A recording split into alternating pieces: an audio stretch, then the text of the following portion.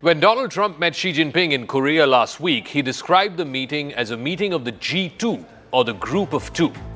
This is something that a lot of American presidents, certainly in the last two and a half decades, this is a situation, a G2 situation, that a lot of American presidents have tried to avoid.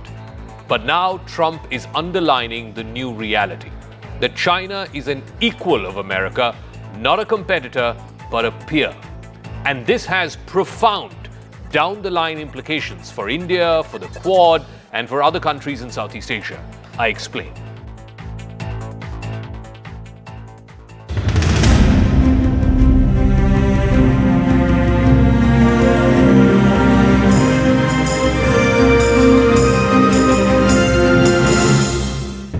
U.S. President Donald Trump just called his meeting with Chinese leader Xi Jinping as a G2 moment.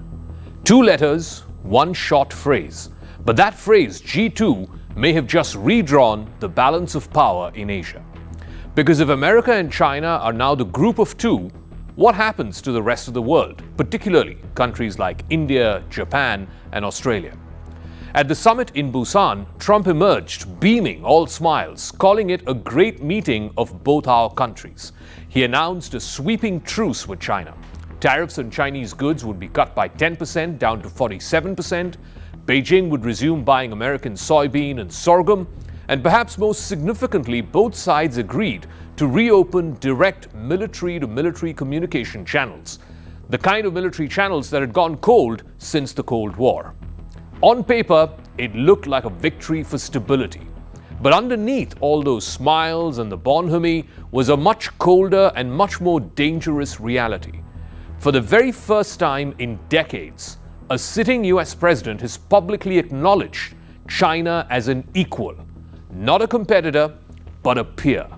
I thought it was a great meeting. I think it was a very friendly meeting. It was a good meeting for two very large, powerful countries. And that's the way we should get along with the large, powerful. Why did you write? The idea of a G2 is not a new one. It first surfaced in the late 2000s, which was basically the notion that the world's future could be managed by two giant countries. Washington and Beijing will decide what the global rules of engagement are. But here's the thing. Every American president, from Bill Clinton to Barack Obama and even Trump 1.0, avoided a G2. Because the G2 world means one thing, that everyone else becomes secondary.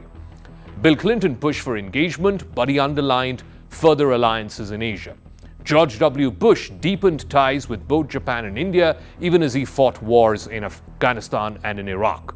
Barack Obama launched the pivot to Asia, which was explicitly to prevent China from dominating the region. Even Trump, in his first term, despite all the chaos around it, was defined by tariffs and confrontation with China, not cooperation. And yet here we are in Trump 2.0, seeing the American president speak of China not as a rival, but as a partner in shaping global peace. This is not just a diplomatic thaw. This is a strategic shift, one that signals to the rest of the world that America no longer sees itself as the leader of the Indo-Pacific, but as one half of a new global duopoly. He's a great leader of a very powerful, very strong country, China. And what can I say? We have, it was an outstanding group of decisions, I think, that was made. A lot of decisions were made, too. There wasn't too much left out there. So why now?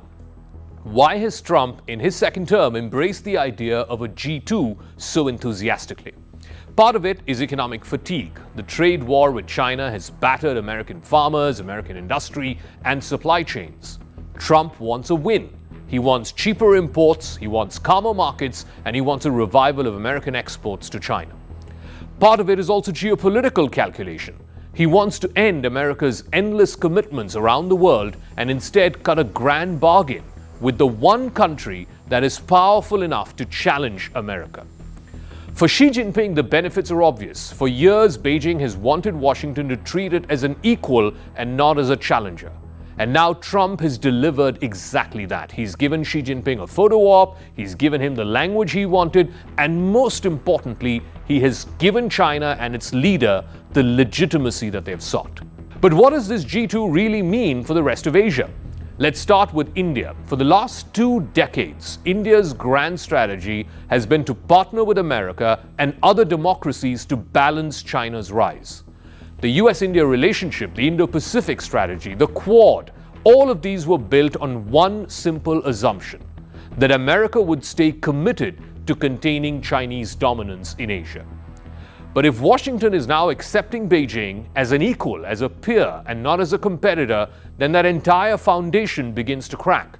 India's leverage weakens, its role as a regional balancer shrinks, and its hard-fought position at the global high table looks a little less secure. Then come Japan and Australia, again 2 countries that are part of the Quad. Both countries have tied their security future to the American presence in the Indo-Pacific. They have relied on the idea that America would be the ultimate security guarantor. It would back them militarily, politically, economically, and it will keep Chinese ambitions in check. But a U.S.-China duopoly changes that entire worldview. If the world's 2 biggest powers now plan to manage the system together, then smaller allies become bystanders. They no longer help shape the rules. Washington and Beijing make the rules, and the rest of Asia just has to obey them. And then, of course, there is Taiwan. In Trump's grand statement about everlasting peace between China and America, there was no mention of Taiwan at all. No reaffirmation of America's defense commitments, no reference to strategic ambiguity. If the United States now sees China as a strategic equal, a partner that it wants to cooperate with rather than compete against, then would Washington still risk a confrontation with China to defend Taiwan? Trump was asked that question.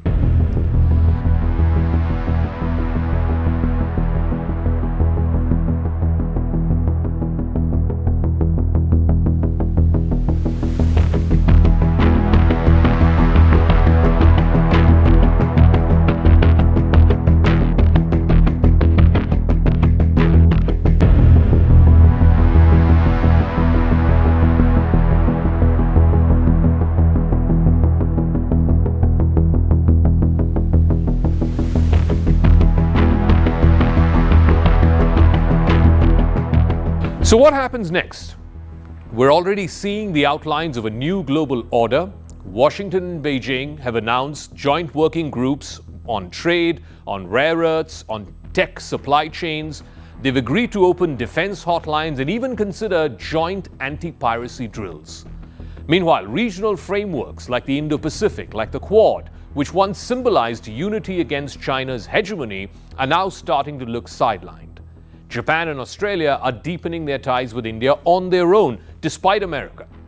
ASEAN countries are hedging their bets. Everyone is watching and wondering whether America, which has long promised a free and open Indo-Pacific, has just quietly traded that away to China. Because a true G2, or group of 2 between America and China, does not mean world peace. It means power concentrated in 2 capitals, in Washington and in Beijing, while everyone else lives with the consequences of that.